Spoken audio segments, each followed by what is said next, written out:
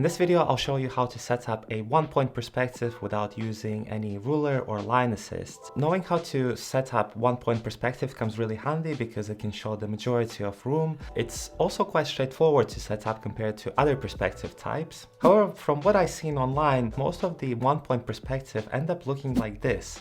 Instead, what we really want to have is something that looks more like this. So here's how we're going to get from this sort of perspective to this one. Typically what is taught in other drawing tutorials is that you're supposed to create a horizon line and then place vanishing point and then pull a couple of lines either way in order to create the boundaries of the room. It is a valid approach, but I actually prefer to start slightly differently. So instead what I'll do is I'll actually start with this kind of with the trapezoidal shape, which looks more like this.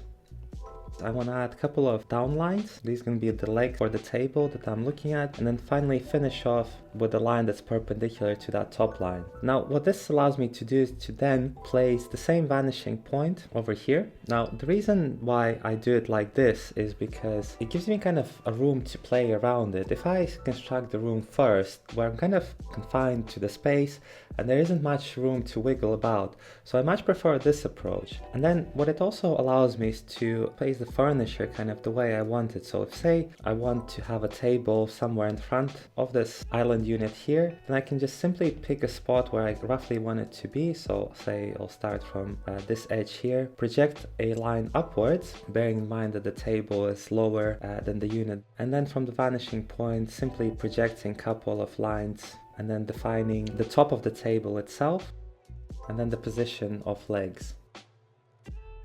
This surface here, the width of that surface is always really narrow. In other drawings it always seems to be exaggerated a little bit like this, you know, so you see much more of the side and the top of the table or the object than really it needs. So keeping that principle in mind, I can also put some chairs. Not super concerned how tall these are, just as long as I get the basic rectangle shape for the back. Pull down some legs, and then towards the vanishing point I can also just sketching over have the actual seat. And then just as before, I can check the perspective by just pulling towards the vanishing point. We can also then put some more lines for the countertop behind and then project the top of the countertop lines towards the vanishing point. Have a small gap for the units above. And because the depth of those units is kind of less than the countertop, not gonna have these lines line. I'm gonna have that one slightly to the back, and that gives me the top of those units at the back. And now I can define the edges of the room. This side looks a little bit empty, so what I'll do is I'll put perhaps an entry door of some kind, and then using the same approach as before, I'll draw a sofa that will start somewhere here in this area. Sofa height is similar to that of the table. And then split it in two to get the height of the seat. And then I'm almost drawing kind of like elevation of the sofa on this plane here, and then pulling the lines out. Use a razor to make this a little bit more clear. But essentially from that cube I can then, you know, extend lines out, or rather I want to extend like maybe that portion out so that the sofa is kind of like an L-shaped sofa. And then just check that all these lines are going towards the vanishing point. Erase the excess lines, and that's kind of it. This is the setup. And now what I can do is I can create a second layer and just go over it and make things a little bit more clear. So I'll reduce the opacity. And also at this point, the trick that I learned kind of a while ago is it's actually quite useful to flip the drawing, so that I can see the mistakes that I made a little bit more clearly. I can see that some of these lines are not quite perpendicular or parallel to where they're supposed to be, so I'll fix that up and I'll add a little bit more detail. Perhaps start with fridge.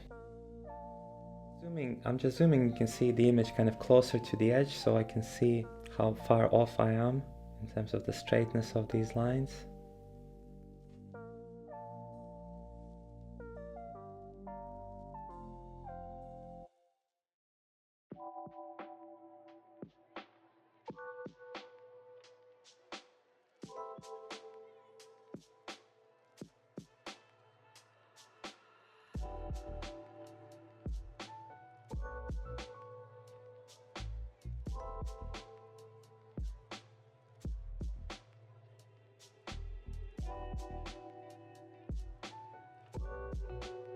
Okay, I'll just flip this back again just to check the proportions again. That looks okay for a sketch. I mean, there are a couple of distortions, and you know what I can do is I can do this inside the Procreate just to straighten some of these lines, which sometimes tend to go a bit unpredictably. So I think I'm happy with that arrangement. And finally, what I can do is I can simply add some color and shadows to this just to make it a bit more appealing. For that, I'll use the marker brush and then some of the pre-saved colors that I picked I can use just to add a little bit more character. You can see that my color is masking the lines underneath, so what I could do is I'll set this layer to darken mode. That way I can still draw on top but can see the lines underneath.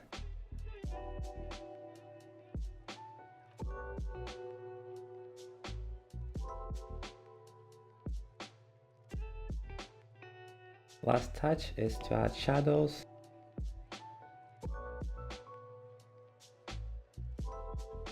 Choose the opacity of those shadows. Very last finishing touch is I'll pick a white color. Pick this soft pastel brush that I have. You can get this in the description below. To that soft pastel, increase the size. I can kind of make this whole thing a bit softer, especially in the front here. I need to kind of use it sparingly because you might mess up the feel of the space a little bit, but we can just soften some of these lines a little bit and maybe add some highlights to the surfaces that are closer to the window, that sort of thing. It's not like hugely important, but I think it just gives a different feel to the drawing. And then finally I can reshape the canvas to suit the composition of it. This is the beauty of working in Procreate, that you don't have to worry about the composition that much. So once that's done, our sketch is finished.